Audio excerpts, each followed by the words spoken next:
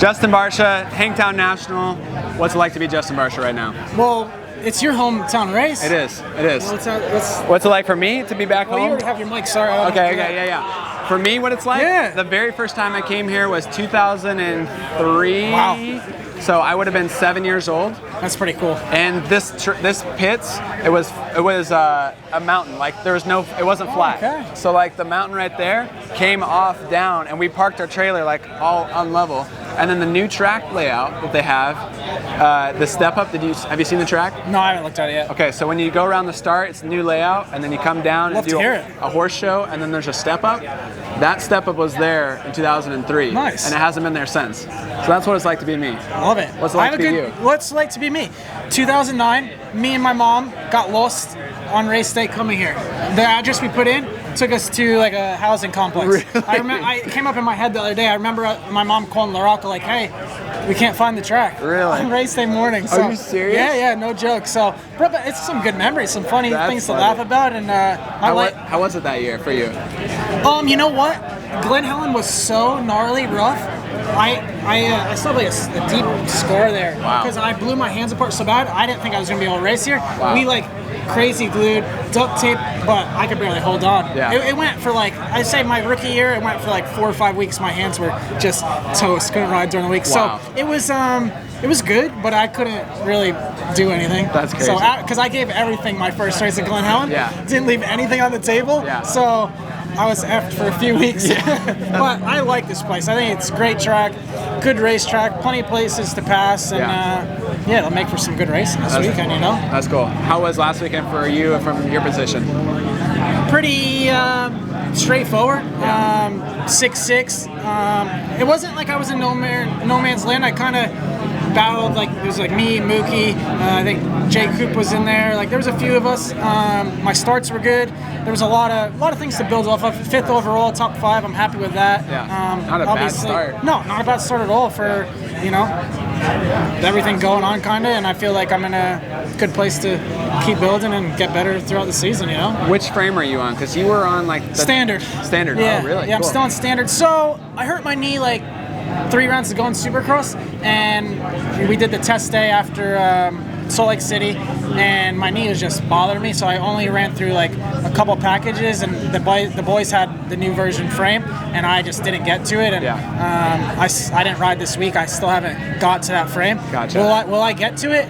I don't know. Yeah. Like at some point, but I know the way it felt in Supercross. For me, I'm quite happy where I'm at, and I feel like our bike's really good right now. So, nice. So don't want to search too much. I don't think I need to get crazy. I'm sure, I'm sure Austria is going to want me to try that frame though at some point. So once I get to ride it during the week more and more, and I'm to try it, but I'm quite content with my frame and the bike right now. So just keep at that path. It's not a normal thing to talk about switching frames mid-season. The only reason this happened is the 2024 Gas 450 has the standard frame that's happened for 23, 24, and then for 2024 and a half, the factory edition models, those have the new cutouts in the frames, a little more flexible, a little different linkage and stuff. So for the first time, really, you've never had options to choose what frame to ride. It's kind of crazy, but it's quite nice, if you like one better than the other. But I'm sure, like if I test it, say next week or the week after, and it's like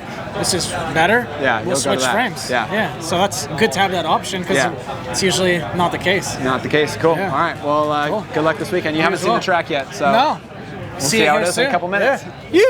Jake Masterpool, first off, intro. This is the Hangtown National Round 2 of the Pro Motocross Championship. Press Day is happening right now. We have, I think, almost 40 riders riding Press Day. So a lot of it is local guys. A lot of it is guys who, just asked MX Sports to get in for the day. So MX Sports usually allows some of the local privateers and then a few factory riders in. Jake Masterpool's here riding. We got tons of people around here. Media tent's packed, and you're here for round 2.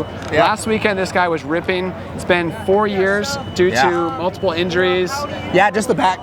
Okay. Just the back. Well, just 3 back surgeries, so nothing. Explain a little bit. So, man, because I don't even know if you were aware of it, I got hurt in 19 with the back, like a month before Hangtown. And you tried to ride through it, right? Yeah, I did. Yeah, because the speed was Pretty good. I was qualifying 6th like pretty often. Yeah. And man, I was strong too. And I was just like, I didn't want to give up. Yeah. You know, but I was in so much pain, so I would just bulldog my way through. And I was able to get it done, but I just couldn't finish strong. You know, it was just brutal. Yeah. And the docs gave me like clear guidelines. So it's like, because I had real bad sciatica. And they said if it keeps going down, like you have to stop. Wow. Or you'll get limp foot and you're just screwed. Yeah. So, because you know how it is. When you block out pain, you can block out a lot. Yeah. But when you got to pay attention to it, it's like, come on. It's a bummer. It's a bummer. Yeah. Jake Masterpool, we go back a long ways. We lived and trained together for a while here, a couple hours from Hangtown. Yeah. So he's been here a lot. Because weren't we like 8? You were 8, I was 10, 11. Yeah. And so I'm excited for him. Your brother Ty literally just jumped on the Pro Circuit Kawasaki. What's it like seeing your little bro jump on a new bike the day before Paula? So he got a fill-in ride literally the day before. He rode press day last week on a 450, jumped on the factory bike on Friday. Yeah, Friday. Raced on Saturday. Yeah, it was wild. Are you excited for him? Yeah. Round 2? Yeah, I was pumped for him. Cool. You know, it was definitely a bummer last weekend, just some silly mistakes. Yeah. But the good thing is, you know, it's a great bike. You know, so he's going to do good. Yeah. And he's just got to do his thing, and he'll be good. Ty Masterpool, you guys all know the name. Yeah. Jake Masterpool, you should know his name. This guy is wicked fast as well. He was running up top 15 last weekend. Yeah. 12th or something? For a while. I was top 15 for a while, and then that 20-minute mark, I just freaking hit a wall. Yeah. Yeah, which I was not ready for the season, you know, because of Epstein Bar. I wasn't able to get my training block in. Yeah. But I'm doing pretty good now, so we're just building through the season. Nice. So, all right. Keep an eye on this guy. Yeah. More interviews now. Yeah. My name's Chris Poulos, D-Cube Designs. Made the trophies for this year, well, past couple years, but this year I thought we'd do something a little bit different, and we went with belts, like championship belts. I get a lot of WWE stuff, but not at all. It's a little more extravagant, a lot more detail, and everything is out of wood. It all articulates, got a bunch of links on there. We got the second and third that are different from the first places, but yeah, I thought we would switch it up a little bit instead of doing a traditional trophy and just have something a little different. To make each one, there's probably about, in total probably about 15 hours of labor, I would say. The etching that you see here, each one of these is about 5 hours of etching and cutting.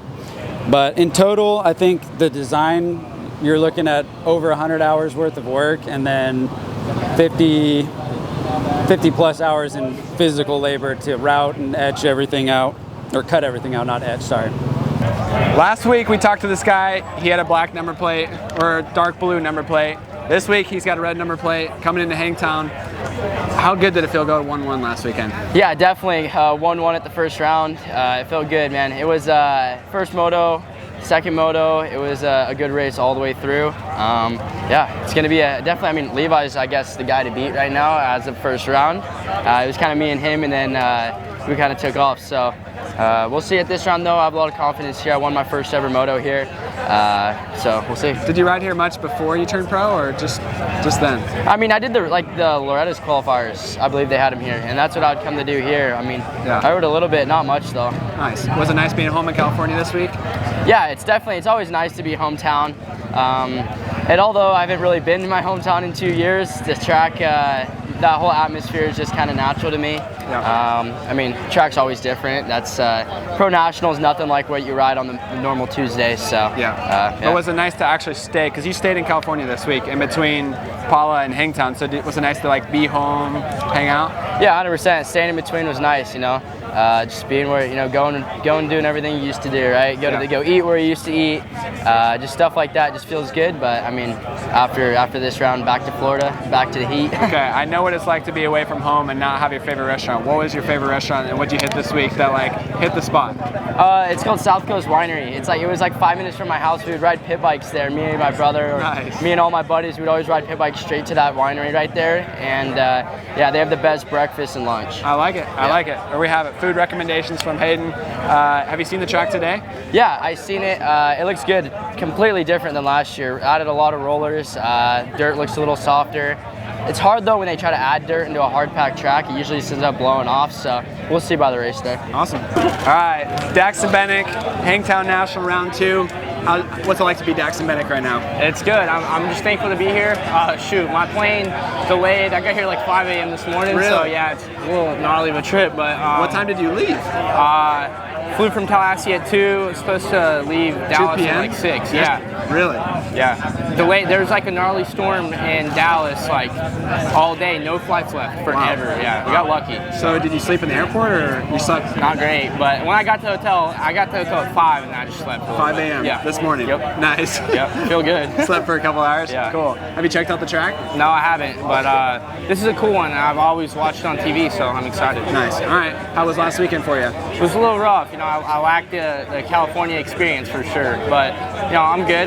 We made some strides on the bike a little bit, and me just kind of went back to the basics this week, worked on my technique. Nice. And I think it's a payoff. Nice. All right. Well, good luck to Daxton Bennick today, tomorrow, Hangtown National. Yes, sir. Thanks. Yeah.